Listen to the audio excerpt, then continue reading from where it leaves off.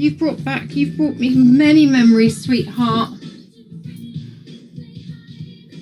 Maybe I should keep it on the hanger, because if I've got to take photos of that, I'm going to need it on a hanger, aren't I? Thank you for coming in.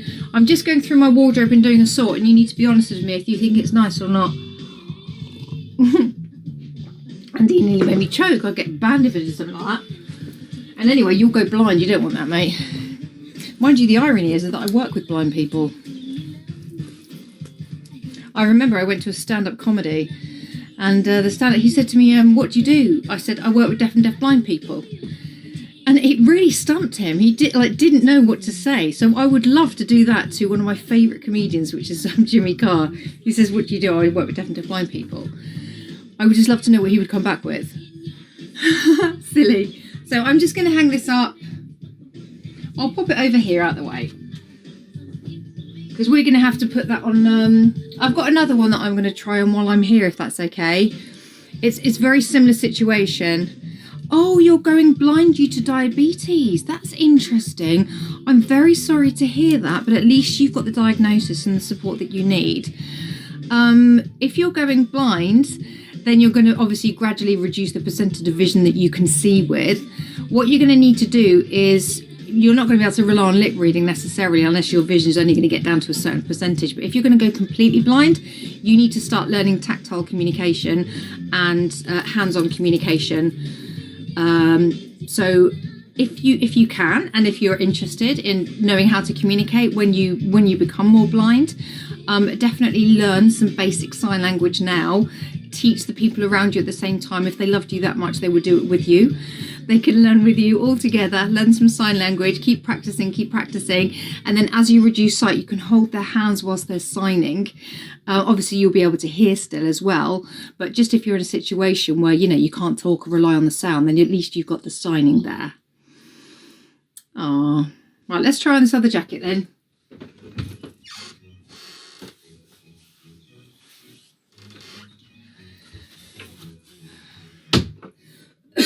We've got a similar situation here. Oh, who said that lovely superlative? Nathaniel.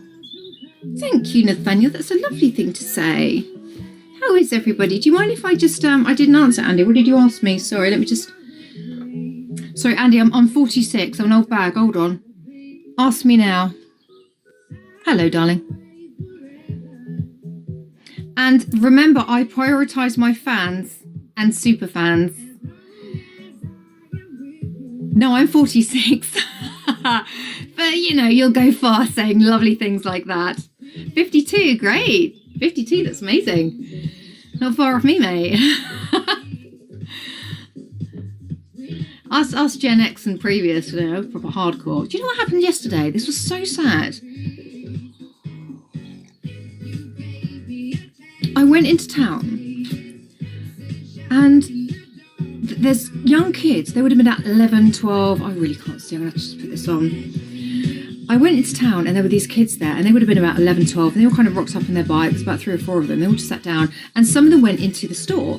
So, 5 of them went into the store, and the other one said, we'll just wait here with the bikes and everything like that. Do you know what they both did? These 2 young kids that were waiting outside the store. Do you know the first thing they did? They sat down and just went straight on their phones. Now, I know that doesn't seem like a surprise, but this is really, really, really unbelievably bad. Like, just take the phones away. Imagine that they didn't exist. These 2 boys would be talking to each other. They would say, oh, check out that big black cloud over there. It's probably going to rain soon. Or, how's your GCSEs going? Or whatever it is, And they were just on their phones. They didn't even talk to each other, didn't acknowledge each other, nothing. And as soon as their homies came out the shop, they kind of put the phones in their pockets and carried on talking. I'm like, why did you, I don't know, it does my head in. I have my phone because I use it as a business or as a tool for progressing with something that I need, such as maybe sending an important message to somebody. But I wouldn't just, especially if I'm in someone's company, get my phone out. That's madness. That's madness. What are your thoughts about that?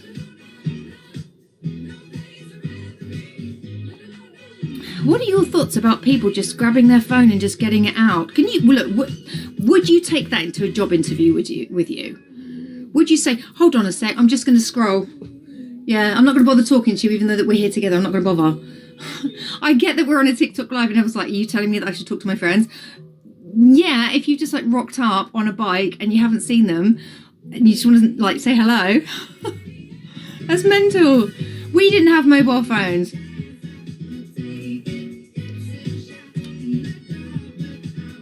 Yes, darling, your phone. Yes, I'm married. I found somebody to put up with me.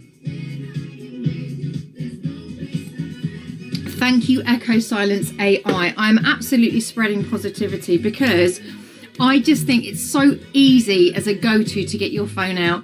And I just want to say that if you've got children, I'm a mum, I've got a daughter.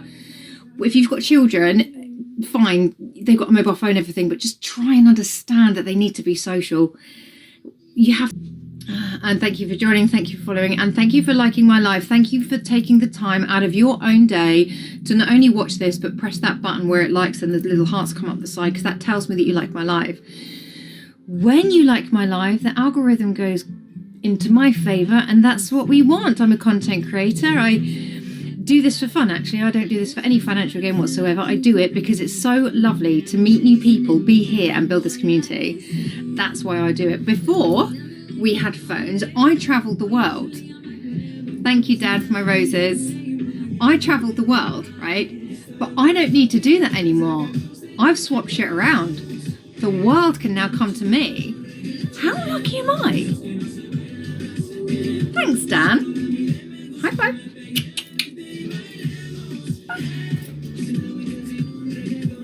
It's Friday. Are we going out? Hello, Italy. Bella. When I lived in Milan, I was in Sembabala, and when I lived in Milan with my modelling crew, whenever I used to walk around, all these guys are like, Bella, Bella, Bella. I thought, what's Bella? That's not my name. Then I realised that it meant you're beautiful, which is quite nice.